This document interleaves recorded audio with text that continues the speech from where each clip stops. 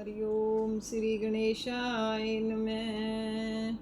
बोल श्री कृष्ण भगवान की जय। बोल श्री सुखदेव जी महाराज की जय। ओम नमो भगवते वासुदेवाय।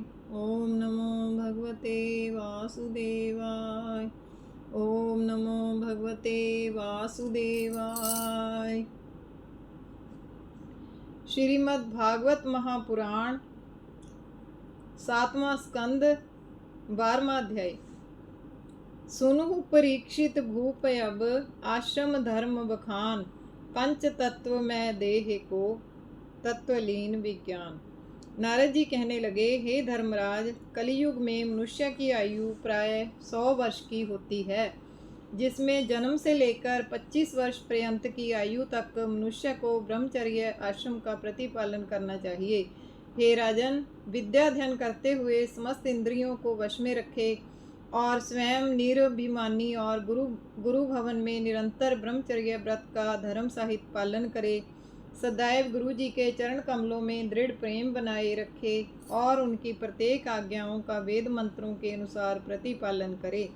संध्या काल और प्रभात काल में अपने गुरु देव, सूर्य, अग्नि आदि देवताओं की वंदना एवं सेवा शुश्रूषा करे तथा दैनिक त्रिकाल संध्योपासन कर्म करे।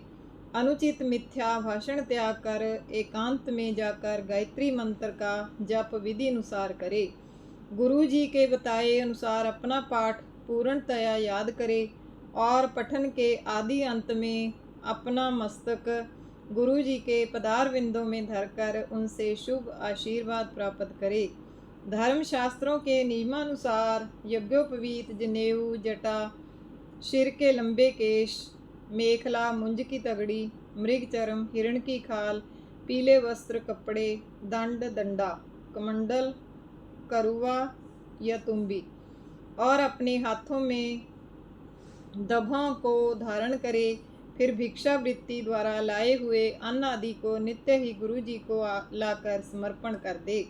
उनकी आज्ञानुसार आहार विहार आदि करे, नहीं तो अनशन व्रत पालन करता हुआ शील वृत्ति धारण किए रखे, अल्पाहार करे और क्रोधाग्नि को अपने समीप न आने दे। अपने पठन कार्य में चतुर बना रहे। स्त्रियों का ध्यान एवं उनके चित्रों का अवलोकन तक न करे, जिससे कि मन में काम वासना जागृत हो। स्त्रियों के अनुयायी एवं अधीन जो मनुष्य हैं, उनसे विशेष कोई व्यवहार न रखे और ना स्त्रियों का गुप्त वार्तालाप ही उनके मुख से सुने। क्षौर एवं सुगंधित तैल आदि का मर्दन ना करे और ना नेत्रों में कज्जल सुरमा आदि लगावे और ना फूलों का हार ही धारण करे। सूर्योदय से पहले उठकर प्रथम अपना दैनिक कृत्य करे और दिन भर में एक बार ही आहार करे, जिससे आलस्य उत्पन्न ना हो। निद्रा के साथ साथ वासनाओं को भी स्वाधीन करे। गुरु पत्नी आदि युवावस्था में हो तो उनसे दूर ही रहता हुआ उनका अनुशासन पालन करे। कारण के मन चंचल है और शीघ्र ही थोड़ी ही सहायता से चलायमान हो जाता है। हे राजन, घी के घड़े के समान स्त्री होती है और जलती अग्नि के सदृश पुरुष होता है। अतः ज्ञानी मनुष्य घी तथा अग्नि को कदापि समीपवर्ती नहीं होने देते। एकांत में गुरु पत्नी तथा बहन, कन्या आदि से शुद्ध वार्तालाप करना ही ब्रह्मचारी को पातकी बनाना सिद्ध है। समस्त स्त्रियों को अपनी माता के समान समझे और दूसरे के द्रव्य वैभव आदि को मिट्टी के ढेले के समान समझे तथा सब प्राणियों में एक सच्चिदानंद पर ब्रह्म का ज्ञान चक्षुओं द्वारा निरीक्षण करे। यही तत्वदर्शियों ने मुख्य मार्ग बताया है। ब्रह्मचारियों को अपनी निद्रा श्वानवत रखनी चाहिए और पठन पाठन में अपना ध्यान बगुला के समान रखना चाहिए। सर्वदा अपने गुरु के बताए हुए पाठ की स्मरण शक्ति कौवा के समान रखनी चाहिए। ये ही समस्त ब्रह्मचारियों के नियम और धर्म हैं। हे राजन, अब आप गृहस्थियों के नियम सुनिए। यह गृहस्थाश्रम धर्म 25 वर्ष की आयु से लेकर अपनी 50 वर्ष की आयु पर्यंत पालन किया जाता है। इसमें पूर्व पालन किया गया ब्रह्मचर्य व्रत त्याग दिया जाता है और मनुष्य पुनः अपने पिता की आज्ञा अनुसार अपने घर पर योग्य किसी कन्या से अपना विवाह संस्कार कर लेता है और एक पत्नी व्रत धारण करता हुआ लौकिक प्रपंच जाल में फंस जाता है। पहली शिक्षा जो गुरुमुख से वेद उपनिषदों की प्राप्त की है उसका त्याग न करते हुए उसके अनुसार बर्ताव करता रहे। अपनी स्त्री के साथ जबकि वह मासांत में ऋतुमती होवे उससे चतुर्थ दिन में ही केवल एक बार सहवास करे, जिससे सुपुत्र की उत्पत्ति हो और पिंडोदक क्रिया लुप्त ना हो। विवाह काल पर कहे गए अपने अपने प्रतिज्ञा वचन दोनों स्त्री पुरुषों को परस्पर पालन करने चाहिए, जिसके के उस समय अग्निदेव साक्षी हो चुके हैं। इस आश्रम में अतिथि सत्कार, विप्र पूजा, यज्ञ, धर्म, कर्म, उपासना आदि सभी संपादन किए जाते हैं। अतः यह आश्रम सर्व आश्रमोपरि माना गया है। इसमें यज्ञों द्वारा देवताओं तथा विप्रों को संतुष्ट करना चाहिए, धन को पाकर धर्माचरण करना चाहिए, दान देते हुए मान पाना चाहिए। हे राजन, जब जब सामर्थ्यवान अपना पुत्र हो जाए तो आप स्वयं अंत में घर का समस्त वैभव भार उसको समर्पण कर विरक्त भाव होकर ईश्वर में दृढ़ चित्त लगाते हुए सबका मोह त्याग दे और फिर घर बार को छोड़कर दोनों स्त्री पुरुष एकांत वन में निकल जाएं। बस यहीं तक गृहस्थ आश्रम का पालन किया जाता है और इसके अनंतर मनुष्य को वानप्रस्थ आश्रम धर्म धारण कर लेना चाहिए, जो वह भी 25 साल तक का नियमित है। हे राजन, इस वानप्रस्थ आश्रम में घर बार की तो कोई चिंता रहती ही नहीं है, कारण कि उस भार को तो उस समय अपना पुत्र संभाल ही रहा है, क्योंकि प्रथम वह भी गुरु से ब्रह्मचर्य व्रत पालन करता हुआ विद्या ध्यान प्राप्त कर चुका है। अब रही इस आश्रम में भोजन आदि की चिंता, सो अब आप ऋषि मुनियों के मतानुसार वानप्रस्थ आश्रम के भी नियम सुनिए। हे राजन, वानप्रस्थी महानुभावों को चाहिए कि ऐसे अन्नादि ना खाएं जो कि ज्योति हुई पृथ्वी से उत्पन्न हुए हों।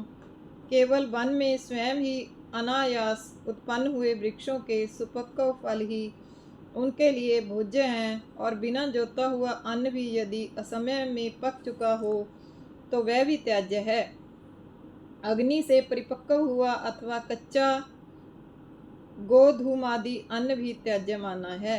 केवल सूर्य नारायण की गर्मी से पके हुए कंद मूल फल आदि ही उनके लिए सेवनीय बताए गए हैं। वनों में वह धान्य जो अपने आप भूमि से पैदा हुए हों उन्हों से दैनिक हवन के लिए चरु एवं पुरोडाश बनावे। नवीन फल फूल आदि मिलने पर पहला संचित अन्न त्याग दे। पर्वतीय गुफाओं, पर्णकुटियों आदि में अग्निहोत्र करे, जिससे अग्नि सुरक्षित बनी रहे।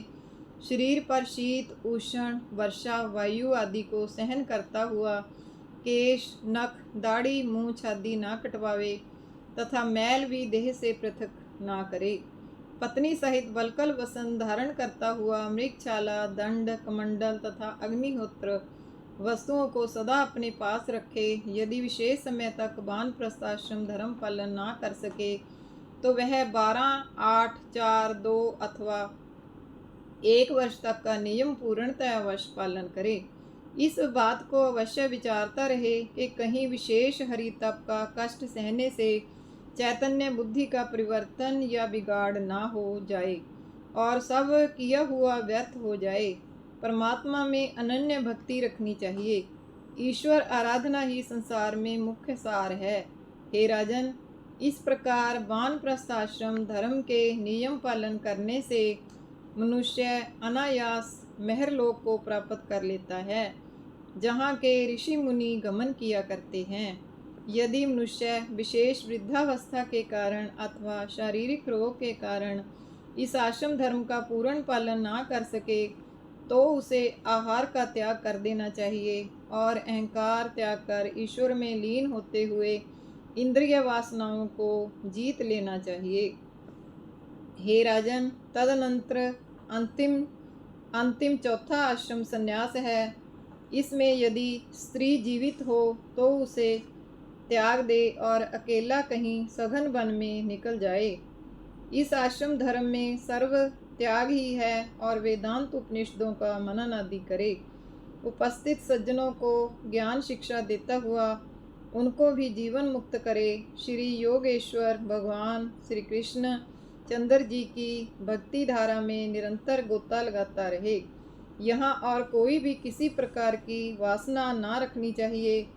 संन्यास धर्म के नियमों का पालन करता हुआ अंत में ईश्वर को अपना ही स्वरूप समझे। किसी में भेदभाव ना रखे। मैं, तू, मेरा, तेरा आदि की भावना सर्वनाश की जड़ है, अतः इससे दूर रहे। पुनः प्राणायाम द्वारा प्राणों को ब्रह्मांड में चढ़ाकर पंच तत्वात्मक शरीर को पांचों तत्वों में पृथक पृथक मिला देवे। जैसे कि शारीरिक छिद्रों की पोल को आकाश में, पहला प्राणवायु को पवन में, दूसरा शारीरिक पैतिक गर्मी को अग्नि में, तीसरा रुधिर कफ पीव आदि जलीय तत्वों को जल में, चौथा तथा हड्डी आदि दृढ़ वस्तुओं को भूमि तत्व में, पांचवा मिलावे। नारद जी बोले, हे राजा युधिष्ठिर, इस प्रकार पहला वाणी का कर्म जो भाषण है उसे अग्नि में, दूसरा हाथ का कर्म जो कला कौशल है उसे इंद्र में, तीसरा पाँव का कर्म जो गति है उसे विष्णु में, चौथा लिंग इंद्रिय का कर्म जो वीर्य आदि श्राव करना है उसे प्रजापति में, तथा पांचवा गुदा का कर्म जो मल त्यागना आदि है उसे मृत्यु में मिला देवे। हे राजन, इसी प्रकार पहला नेत्रों का कर्म जो रूप ज्ञान करना है उसको ज्योति में मिलावे, दूसरा कानों का कर्म जो श्रवण ज्ञान करना है उसको दिशाओं में मिलावे, तीसरा नासिका का कर्म जो गंध ज्ञान करना है उसको पृथ्वी में मिलावे, चौथा जीभा का कर्म जो रस ज्ञान करना है उसको जल में मिलावे, पांचवा चमड़ी का कर्म जो स्पर्श द्वारा शीतोष्ण का ज्ञान करना है उसको वायु में मिलावे। हे युधिष्ठिर, इस प्रकार सबको पृथक पृथक मिला देवे। पुनः गुण और कर्मों के सहित मन को चंद्रमा में, बुद्धि को ब्रह्मा में, अभिमान को भगवान रुद्र में, चित्त को क्षेत्रज्ञ जीव में और चैतन्य जीव को पर ब्रह्म में सम्मिलित करे और परस्पर भूमि तत्व को जल में, जल तत्व को अग्नि में, अग्नि तत्व को पवन में, पवन तत्व को गगन में और गगन तत्व को अहंकार में, अहंकार को मह तत्व में, मह तत्व को अव्यक्त में और फिर अव्यक्त को अनंत पर ब्रह्म में लीन कर देवे। हे राजन, इस प्रकार सर्वस्व ही सच्चिदानंद रूप में लय हो जावे। यह अटल सिद्धांत मैंने तुम्हें कह सुनाया। अब यति धर्म का निरूपण सुनिए। बोल श्री कृष्ण भगवान की जय। बोल श्री सुखदेव जी महाराज की जय। श्री कृष्ण गोविंद हरे मुरारे, हे नाथ नारायण वासुदेव। श्री कृष्ण गोविंद हरे मुरारे, हे नाथ नारायण वासुदेव। श्री कृष्ण गोविंद हरे मुरारे, हे नाथ नारायण वासुदेव। ओम नमो भगवते वासुदेवाय। ओम नमो भगवते वासुदेवाय। ओम नमो भगवते वासुदेवाय। बोल कृष्ण भगवान की जय।